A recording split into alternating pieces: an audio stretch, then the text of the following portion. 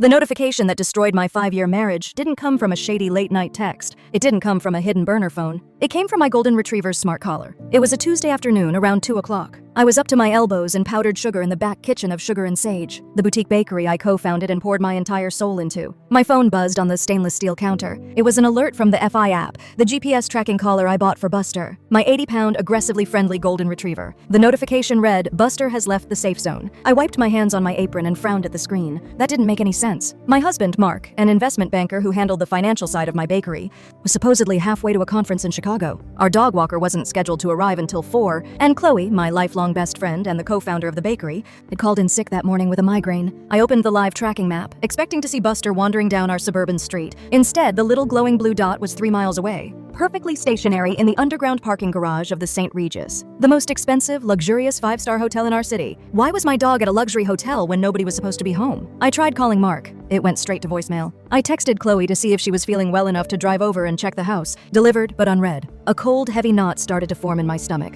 I told my shift manager I had an emergency and practically ran to my car. But before I drove to the hotel, I pulled up our home's Ring doorbell camera footage, scrubbing back to see exactly how Buster got out. What I saw on that tiny screen made the air leave my lungs. At 1:30 p.m., Mark walked out our front door. He wasn't wearing a suit for a business trip. He was wearing a casual linen shirt, carrying a leather weekender bag, and holding Buster's leash. He didn't get into an Uber for the airport. Instead, a sleek black Mercedes SUV pulled into our driveway. I knew that car. I had helped pick it out. It was Chloe's. Chloe stepped out of the driver's side. She wasn't wearing her usual bakery uniform, and she certainly didn't look like she had a migraine. She was wearing a stunning, form-fitting black dress. Mark dropped his bag, walked up to my best friend, and pulled her in by the waist. He kissed her. It wasn't a friendly, accidental peck. It was a deep, hungry, familiar kiss, the kind of kiss that proves this has been happening for a very, very long time. They loaded Buster into the back seat, laughing, and drove off together. Seeing your husband kiss your best friend is a special kind of hell. It shatters your reality in an instant. But I had no idea the rabbit hole was just opening. What I found next proved this wasn't just a dirty little hotel affair. I sat in my car in the bakery parking lot, shaking violently, staring at the frozen frame of them kissing. My brain was desperately trying to process the betrayal. Then I remembered something. 3 months ago, Mark's car had been broken into, so he insisted we install a high-end, dual-facing dashcam in his SUV. But a few weeks later, he bought one for Chloe's car too, linking it to the same cloud account under his email,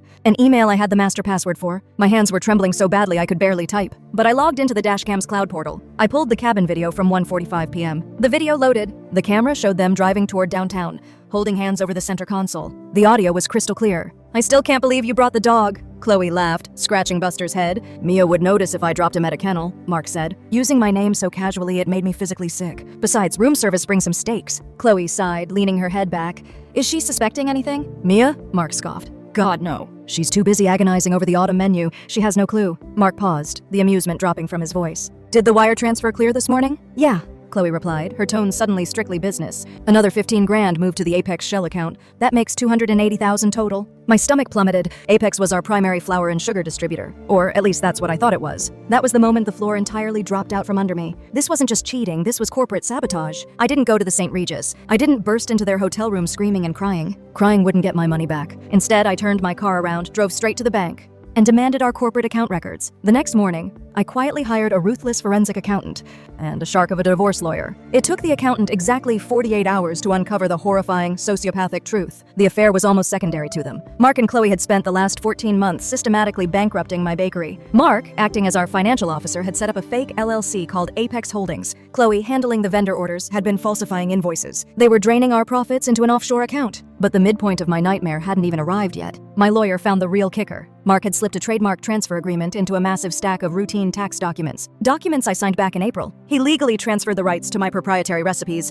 the very foundation of Sugar and Sage, into his fake LLC. He was planning to file for divorce in December. He was going to use the bakery's artificially failing financials to prove I was unfit to pay out his equity, legally forcing me to sell him my half of the company for pennies on the dollar. Once I was out of the picture, he and Chloe would miraculously turn the business around using my own stolen money, effectively stealing my life's work, my recipes, and my husband all in one swoop. They thought I was just a naive baker who only cared about frosting and spreadsheets. They thought I was a pushover. But you don't build a multi-million-dollar business from scratch by being stupid. I had to make a choice. Break down or break them. I chose the latter. For 4 agonizing, excruciating weeks, I played the ultimate role. I was the loving wife and the clueless business partner. I kissed Mark when he came home from his business trips. I smiled warmly at Chloe while we taste-tested new cakes. Every time they looked at me with that secret, smug superiority, I just smiled back, knowing I was holding a live grenade behind my back. I told them I wanted to throw a massive 5-year anniversary gala for the bakery. I framed it as a desperate marketing push to save our struggling sales. Mark and Chloe eagerly agreed, probably thrilled that I was footing the bill for their final victory lap. I rented out a stunning downtown loft. I invited 150 guests, our private investors, our staff, Mark's conservative parents, and my entire family. But my most important VIP guest was a man named David. David was a wealthy, highly respected commercial real estate developer. He also happened to be Chloe's fiancé. Yes, she was engaged this entire time. The night of the gala arrived. The room was drippings in elegance, flowing champagne, and live jazz. Mark stood by the bar in a tailored suit, looking like the king of the world. Chloe stood next to David, wearing a massive diamond ring, playing the perfect bride-to-be. At 9 p.m., I stepped up to the microphone on the small stage. The room quieted down. "Thank you all for coming," I said, holding a glass of champagne. 5 years ago, I started this bakery with a dream. But I couldn't have built it without my husband Mark and my partner Chloe. The crowd politely applauded. Mark raised his glass to me. Chloe beamed. "To celebrate," I continued, my voice steady and cold, "I've put together a short presentation showing exactly what goes on behind the scenes, the secret ingredient to our success, if you will." I clicked the remote in my hand. The massive projector screen behind me dropped down. The room went pitch black. The massive Bose speakers crackled to life. But it wasn't a slideshow of cakes. The screen lit up with the high-definition dashcam footage of Mark and Chloe in her Mercedes. "Did the wire transfer clear this morning?" Mark's voice echoed like thunder through the silent room. "Yeah, another 15 grand moved to the Apex Shell account. That makes 280,000 total." A collective, horrified gasp ripped through the crowd. Chloe shrieked, "Turn it off! Turn it off!" She lunged toward the AV table.